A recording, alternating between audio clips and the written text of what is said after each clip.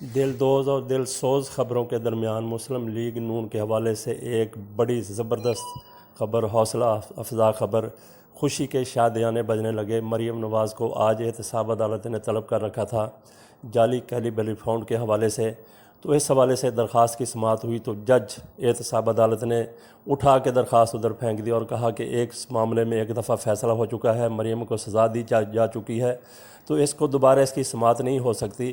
اس پر مسلم league نون کے حلقے کارکن اور لیڈر بے انتہا خوشی کا اظہار کر رہے ہیں، مٹھائیاں بانٹی جا رہی ہیں۔ عدلیہ کو ایک دفعہ پھر زبردست قسم کا خراج تحسین پیش کیا جا رہا ہے اور عدلیہ کے بارے میں پھر وہی کہا جا رہا ہے کہ اس عدلیہ نے انصاف کا پرچم بلند کر دیا، انصاف کا بول بالا کر دیا۔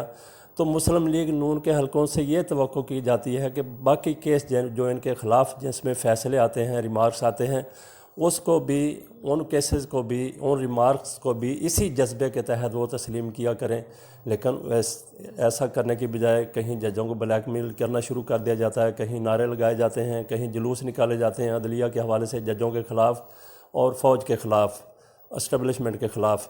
بہرحال یہ آج مسلم لیگ نون کے لیے ایک خوشی کا دن ہے، انتہائی زیادہ خوشی کا دن ہے، اور یہ دل سوز اور پرسوز قسم کی خبروں کے درمیان مسلم لیگ نون کے لیے یہ ایک تازہ ہوا کا جھونکا، یہ خبر سے بن کے سامنے آئی ہے۔